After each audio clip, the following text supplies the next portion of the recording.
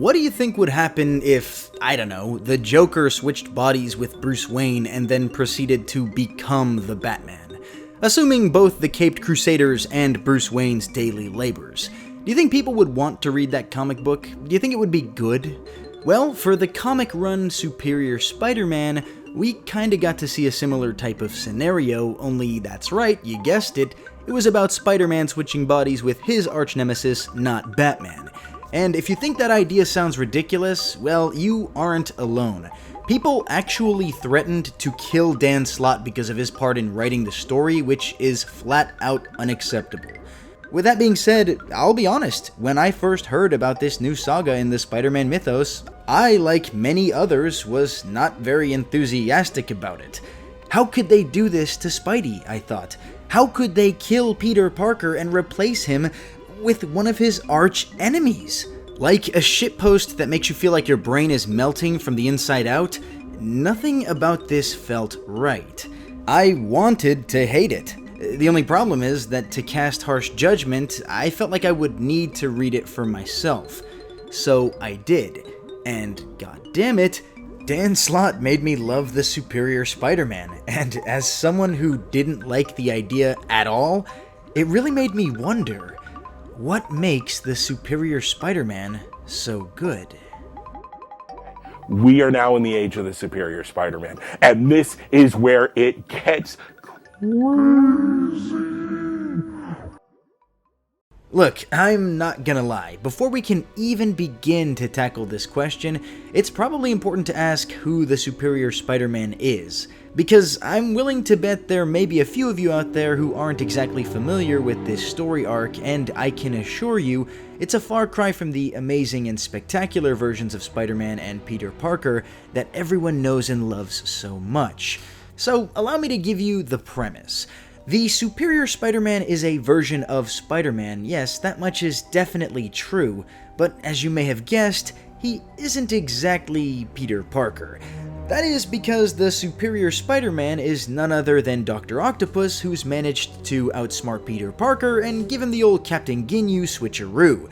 Yeah, that's right. This pencil-pushing, bowl haircut-having, where's my glasses, I can't see without my glasses, giga-nerd successfully swapped his mind with Peter Parker's, and then killed him, ending the 50-year-long run of the Amazing Spider-Man. Now, before you lose your mind at the absurdity of what you just heard, let me provide you with some valuable context. Because I promise you, I swear, there's a really, really good story here. So, Doc Ock and Peter Parker have switched minds, leaving Peter with few choices and a dying body that's just not gonna last much longer. Thinking as quickly as his addled brain can, Parker, in Doc Ock's body, tried to contrive of a situation by which he could be returned to his own body, because, you know, who the hell would want to look like a wrinkly and malnourished version of the Underminer from the end of The Incredibles? So, Parker pulls some strings and gets the old band back together, breaking out of prison with the help of, you guessed it, the Sinister Six? Mind you, he didn't tell them that he'd switched minds with Doc Ock, which is probably a smart call. I mean, I ain't a betting man, but I'd be willing to bet they wouldn't want to help him get back into the body that has collectively kicked the ever-loving shit out of them for something over 700 plus issues. Together, the supervillains launch a grand scheme to get Peter back into his body. More shenanigans ensue, and finally, Peter confronts Otto Octavius, springing a trap on the dusty bastard by using the very same conscious swapping technique that had been used against him. Hooray! Only, wait, why didn't it? You fool! Otto Octavius had already made modifications to Spider-Man's suit that made the conscious swapping technique impossible, meaning Peter Parker had completely failed to get his body back. Don't worry though, Doc Ock is a generous guy. I mean, he rewards Peter Parker's efforts by then brutally beating him to within an inch of his life. However, just before the final blow could be struck and Peter's head be turned into one of those weird balloon-popping TikTok videos, Parker used the fledgling mental connection the two of them still shared to overwhelm the Superior Spider-Man. Peter Parker was dying. His life was flashing before his eyes, and he shared that profound experience with Dr. Octopus, forcing Otto to relive all of the memories and life experiences he had gone through as Spider-Man. Only now, Doc Ock wasn't seeing them through Peter's memories, he was seeing them as if they were his own. The triumphant victories, the high school bullying, Uncle Ben's death, the upside-down kisses, Gwen Stacy's death, Jesus, there's a lot of death here, the tragedy that consumed his best friend Harry Osborn, all of it.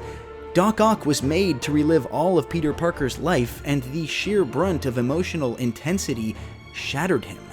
In that moment, Doc Ock saw the truth behind all of Spider-Man's ideals and actions. He saw the value of Spider-Man, and he came to truly understand the significance of his arch-nemesis's age-old moral: with great power comes great responsibility. In his last moments alive, Peter Parker managed to save Spider-Man in some sense of the word.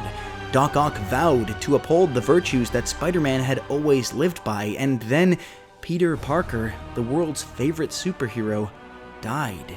Cold, broken, alone, no, worse, in the company of one of his worst enemies. After a 50-year-long run, the Amazing Spider-Man comic book series was over, and in its place, the Superior Spider-Man was set to take the stage and prove his namesake. This was a tough place to leave readers, to say the least, and all the fans were left with was this asshole, the guy who killed him, now standing in his shoes. A perceived mockery of the character, a grand finale failure. And yet, as the next few issues of the newly minted Superior Spider-Man were released, skeptics like myself were slowly converted into fans. That is a hard-earned achievement, and it comes for a few reasons. For starters, this story is a fantastic subversion of what would have typically been expected in a superhero comic book run.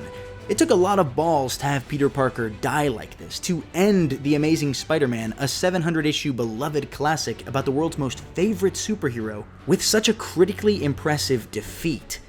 Damn, that is a hard fucking sell by any and all means, but it wouldn't have meant jack shit had they not stuck the landing. They made the Superior Spider-Man his own standalone character, distinct from both Otto Octavius and Peter Parker, a truly compelling and conflicting new hero in the Marvel pantheon. Even if the story didn't exactly end in a way I really liked, the journey itself, the concept, the execution, for the most part, they were all fantastic. So, okay, you get it. As with a lot of things, I started a true blue skeptic and was converted into a fan. But to truly understand why, we need to get into the actual story. We need to get into the Superior Spider-Man. Okay, so right off the bat, let me rip the band-aid off and just say it. Doc Ock is a Superior Spider-Man. From almost the very first page of the comic, this is pretty much established, as Otto proves to be better than Peter Parker's Spider-Man in almost every single way. The Superior Spider-Man is more resourceful, he's better at fighting crime, willing to kill when by all means killing seems appropriate. He's more responsible with his time management skills. He patrols the city far more efficiently than Peter Parker ever did. He's even a better employee and a more ambitious student, going back to school to successfully earn his doctorate while working full-time and, of course, fighting crime at the same damn time. And, mind you, doing it all more successfully than Peter Parker ever could. And this is not just me saying this. Even the mental and spiritual remnants of Peter Parker's psyche reluctantly comment on just how impressive this new Superior Spider-Man is at times. I shit you not, Doc Ock is even a better nephew to Aunt May, taking the precious time to visit her and keep his word, whether it be dinner, taking her to a doctor's appointment, or any other family-related duty. Even Aunt May is gobsmacked by how starkly Peter seems to have changed overnight. The thing is, none of this felt forced because Dr. Octopus was willing to be Spider-Man. He was willing to be a hero, to do the right thing. Parker's last gambit made sure of that. However, he's only willing to do that his own way, and even though he shares a lot of memories and life experiences with Peter Parker, he is free to interpret them through his own Octavius lens, if you will. Why is he better at patrolling than Spider-Man ever was? Because he's willing to compromise all of New York's privacy with his legion of spider drones. Why is he better at fighting crime? Because he has a tendency for brutalizing his foes, slashing them to bits with razor-sharp claws, punching their fucking jaws off, or just straight up killing them. Being a criminal no longer has the promise of a fair trial because the Superior Spider-Man is out patrolling the streets, and he's liable to murder you if he feels particularly offended by your crimes. Hell, he's beaten people into a bloody pulp for making him the butt of a joke. From purse snatchers to supernatural demonic entities, nobody is spared their punishment. And criminals are well aware of this.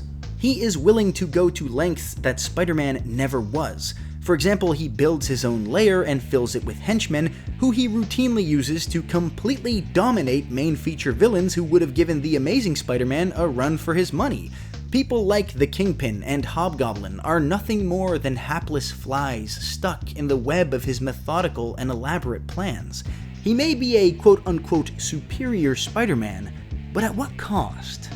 On one hand, his pragmatic and morally gray approach to crime fighting makes him a lot more dangerous and efficient, because if you cross paths with him, broken bones are literally the best thing you could hope for. But then again, isn't the old Spider-Man arguably one of the world's greatest heroes because of his strong morals and code? Is the superior Spider-Man worth your privacy always being compromised? Is his rampant success worth the arrogant and egotistical personality change? He fights former friends with ease, and as the story progresses and Peter's influence on him dwindles, he shows a willingness to stop at nothing in the pursuit of his own desires, no matter how jaded his reasons end up being. But this isn't to say the superior Spider-Man isn't a heroic figure all on his own. If he weren't as heroic as he winds up being, well, it would have been a lot easier to dislike this comic and the character. But instead, I was shown just how superior of a hero Otto was at times. Throughout his run as Spider-Man, people would rally behind Otto more than they did for Peter. They see the value of his aggressive approach to stopping crime. I mean, they're Marvel New Yorkers, for Christ's sake. They are sick and tired of all the goddamn maniacs breaking out of fucking prison. Look at this dickhead. His name is literally Massacre. Wanna guess what the first thing he did when he broke out of jail was? If you guessed murder women and children doing what I think is a reference to the 1993 movie Falling Down, then you'd be right. These poor, jaded people like a lot of the preemptive measures he takes to curb stomp people like the Kingpin. They applaud him when he kills the sociopathic Massacre by putting a bullet in his head. Hell, I applauded him for doing this. Massacre is a scumbag who kills women and children on a whim. He's the type of villain you simply can't let get locked up, because every time you do, he breaks out. And when he breaks out, more people get their necks turned into towel animals, or whatever the hell is going on here. Otto himself seethes with rage as he looks upon the faces of the dead, whom many blame him for. Why had his predecessor let this walking calamity, this walking human rights violator live? Why had he let these people die as a result of his quote-unquote code? Seeing the superior Spider-Man question Peter Parker's motives like this was invigorating, because many fans have found themselves asking the same questions of heroes like him and Batman before. If the Joker breaks free and blows up Metropolis, isn't this partially on you for not taking him out when you had the multiple chances to, Batman? The same can be said about Peter Parker and many of his villains. The superior Spider-Man confronts these shortcomings and answers them with assertive action. And for the most part, a lot of bystanders seem to appreciate this change of heart. Hell, even J. Jonah Jameson falls in love with Spider-Man and his new tactics, or at least he does for a while until these antagonistic traits are turned on him in order to blackmail more power out of his Hitler mustache. For the most part, it could certainly be argued that the superior Spider-Man is just as heroic, if not arguably more so than his predecessor. Moments like this one here, where he comes face to face with a child he had wronged in his days as Doc Ock, really cement his heroic nature. His previous schemes have killed and harmed many. Among them is a little girl whose brain was severely damaged as a result of his penultimate scheme. When Doc sees this, he jumps at the opportunity to save her, successfully mapping out a copy of the child's mind and performing life-saving brain surgery on her because he's a doctor, remember? Tears welled in my eyes as I read this portion of the comics, and this moment no doubt profoundly affected Peter's lingering psyche and all those around the superior Spider-Man even more. Through his actions, vigilantes are converted to the side of good. People have hope in a safe and guarded New York for the first time in what feels like forever. In more ways than one, the superior Spider-Man feels a lot like what many of us might be if we were super geniuses with Spider-Man's powers. Could most of us truly claim to be as forgiving or lenient as Peter Parker is? Can we all seriously look at ourselves in the mirror and claim we wouldn't be egotistical and arrogant if we seemingly had it all, the brains and the brawn? Would we have the strength of will to let criminals who've murdered countless innocents get away with their lives simply because it's the right thing to do? I get it, no one man should be able to determine when another person should lose their life, and once it happens, it becomes a slippery slope of potentially life-ending judgments. I'm not saying the superior Spider-Man is right, just that I get why so many people resonated with the character because he is relatable. Albeit, he's relatable in a drastically different way than the traditionally relatable Amazing Spider-Man. For one, the Amazing Spider-Man is normally relatable in part because he's down to earth and funny, cracking jokes and saying things other heroes might be too serious to say. He's goofy, hard to take seriously given his penchant for jokes and tension-breaking quips. To contrast, the superior Spider-Man does not crack jokes. Instead, he insults you with an intellectually flawless jibe before crumbling in your spinal cord with a diving kick. Otto Octavius as Spider-Man is just like this. He isn't relatable because of his charm or wit, he's relatable because of his pragmatism, and in part because of his well-earned arrogance. And this dynamic makes him, well, it makes him a fucking badass, getting his insults in as he mercilessly smacks down any trivial excuse of a challenge. He's an arrogant prick, proud enough to try and kick the shit out of all of the Avengers on a goddamn whim. In the words of the poets of our generation, the superior Spider-Man has Black Air Force energy, and I for one love it. But, and this is a big but, I gotta say that the superior Spider-Man really is only as cool and memorable as he is, in large part because of the artistic style present in the paneling. The art team behind this project, Ryan Stegman and Giuseppe Camuncoli, just to name a few, really helped to drive home just how superior this new Spider-Man was. With arguably his coolest suit design to date, and some of the most vicious and hardcore acts of violence that Spider-Man has ever been seen performing. The sharp claws, the black touches, the intense and unforgiving glares, the deadly spider arms. What's not to love about this new design? And as for the actual comic book paneling, let's just say comic books have a hard time depicting more dynamic action than this. Seriously, I know comic books are all obviously works of art, but the superior Spider-Man has always stuck out to me because it made Spider-Man into this grim anti-hero who thrashes his villains to bits with all of the power that Spider-Man always had, and very little morality to hold him back. The artistic direction really gave this run a distinctly legendary feel to it, and I think that's a big part of why this run was so successful and critically acclaimed, despite how much outrage it had initially caused.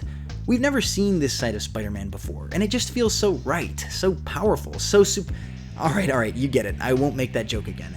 It's towards the end of this run that we begin to see the significant flaws of this new superior Spider-Man. And in order to discuss that, we have to talk about the thing that really did make Otto Octavius a better version of Spider-Man than Spider-Man. And if you ask me, it all boils down to a simple fact. The superior Spider-Man wasn't initially just Otto Octavius. Rather, it was Otto Octavius with all of Peter Parker's memories, triumphs, and lessons learned. Sure, Otto hated Peter Parker and wanted to definitively be a better hero than he was, but he was still subject to all of his memories and many of his moral codes and life lessons. Essentially, he had the best of both worlds. Parker's memories, his physical skills, his greatest triumphs and failures, along with Otto's unrivaled intellect, his pragmatic approach to planning, and the dominant psyche. It's only after Otto eradicates all of Peter Parker's memories that things start to slide into the gutter, so to speak. Without the remnants of Peter there to keep Otto in check, Otto's old foils and character flaws quickly began to take precedence. His vicious propensities erupt with increasing frequency. His disdain for average responsibilities and loved ones begins to leak out as he begins to treat even Aunt May with indifference at best and annoyance at worst. He begins to forget the most important aspect of being Spider-Man, leaving innocent people to die at the hands of criminals because he had more pressing matters to attend to. His ego inflated to proportions that had never been seen before, causing him to believe himself truly superior to the point at which he was blindsided by a villain on intellectual par with him. Otto himself sizes up his own failures and presents them to Peter near the end of the story in pretty much the best way anyone could. It was such a good summation that I'm just gonna read it for you. I didn't really comprehend what I was in for. I was arrogant. No, it's more than that. We've both been in each other's heads. We know the truth. I'm arrogant, yes, but it's because I know, underneath it, that I'm not the best, that I'm flawed, so I overcompensate. But you're guilt-ridden because you know deep down that you're smarter than others, better, but it came at a painful price, and so you sabotage yourself. That won't happen today. You said it yourself. When lives are at stake, you don't hesitate. Today, you will own up to it. Today, you must accept that you are superior. The superior hero. That is what we need. That and nothing less.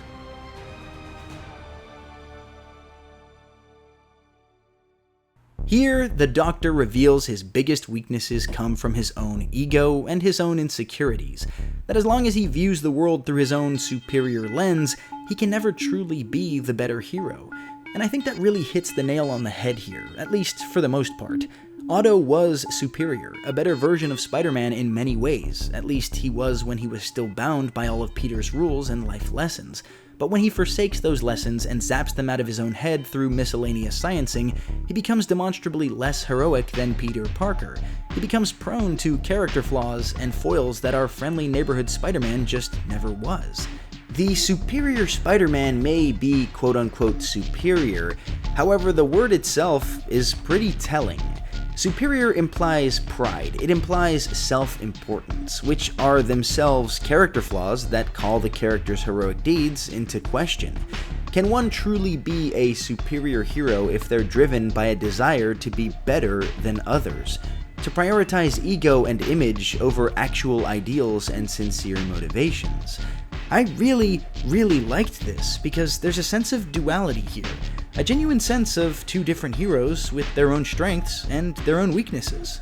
But now, look, we've reached near the end of the Superior Spider-Man, and I gotta say, this is my least favorite part. If you've read the comics before, then you know what's coming here, as hard resets are a pretty common thing in the industry, and oh boy does the Superior Spider-Man have a hard reset ending. But before we get into what I think is the worst part of this comic run, I want to stop for a second and plug my very own comic book, because I'm desperate and shameless. I wrote my very own graphic novel about supernatural monster hunting cowboys, and if you've ever wanted to help this channel out, well, reading my comic book for free at no cost to you is by far the best way you could do that. Like I said, the comic is free to read in the link below. Oh, and you could also like this video and give the subscribe button some love too, because it gets lonely. Okay, self-plug over, back to the ending for the Superior Spider-Man. So, to make a long story short, the Amazing Spider-Man winds up getting reset. Doc Ock erases all of his own memories and ostensibly kills himself so that Peter Parker can get back in control of his body. Overall, this is probably the worst part of the comic to me because it felt out of character for Otto to take such drastic action against himself. I personally would have preferred a version where the two of them had their minds melded together, making the two different characters fuse into one new Spider-Man. One distinctly different from the two source Spider-Men, but reminiscent all the same. And there's a few reasons for this. For one, the way Peter Parker's psyche was able to re-enter the fold just felt ham-fisted to the max. Like, we already saw Peter Parker's psyche be eliminated earlier on in the comic run. It was a huge deal, and the fact that he was just able to re-enter the fold just when Otto needed him to, / when Otto would have allowed him to take control of his body, well, it felt a little Deus Ex to me. Additionally, I would have liked to see the Superior Spider-Man amount to something more than just one comic run that ends with his veritable death and the resetting of the status quo. I really liked the Superior Spider-Man, and I would have loved to see what the two Spider-Men combined could have been. The moral righteousness of Peter Parker mixed with the unbridled ruthlessness of Doc Ock, the combined super intellect of the two of them, the ego fighting the guilt, with neither psyche in definitive control of their actions, it's a recipe for flavorful, interesting drama. Imagine watching Peter grapple with a new aggression that he struggles to control, an intimate challenge to his uncle's dying words of righteousness and responsibility. By all means, this combined psyche idea seemed to make the most sense because after Peter Parker's mind was erased by Doc Ock, I kind of imagined that there wouldn't have been enough left of Peter Parker's psyche to completely take the reins. They would have needed to combine in order to be functional and save the day, with Doc Ock's psyche filling in for where Peter Parker's damaged one couldn't, only to later on be confronted by the stark contrast of their forcibly combined personalities. Look man, I get it, even I was happy to see Peter Parker back in the driver's seat, and I won't fault anyone for liking this ending. I was just really thinking this whole ordeal would have resulted in a much bigger development for Peter Parker. I kind of imagine going through an ordeal like this would have been a huge deal. He literally relived all of Doc Ock's memories as if he were the Doctor, and yet, afterwards, it honestly felt like Pete was just back, and the biggest change in his life was now Parker Industries, which was just, a whole nother can of worms. But instead, Peter Parker just gets his body back, and all of his time as this superior Spider-Man is mind-wiped, leaving him there to save the day and close the book on everything Otto had been doing as the superior Spider-Man. You made me love Doc Ock as Spider-Man. Why just get rid of him? And look, I know, I get it, the Superior Spider-Man does kind of come back later on through some typical supervillain brain backup and DNA cloning shenanigans, but all of that only amounts to Doc Ock eventually getting put back into his old body and resuming his tenure as the traditional Dr. Octopus. Yay! More resetting. So, yeah, I guess I just don't like how big brand comics in general always have the tendency to have hard resets that eliminate a lot of meaningful development. I mean, I see the monetary and business reasons for doing this, I guess. It just tends to have a cheapening effect on the characters and the IPs in my opinion. Ending or not, however, I have to give it to the writers and artists for this fantastic run. They subverted my expectations in a fulfilling and eye-opening way. That is not easy to do, and when it happens to this degree, well, I almost feel like I need to talk about it. How about you? Have you read this comic? Drop a comment below about the comics, anime, or manga you'd like to see me cover next. So Good, out.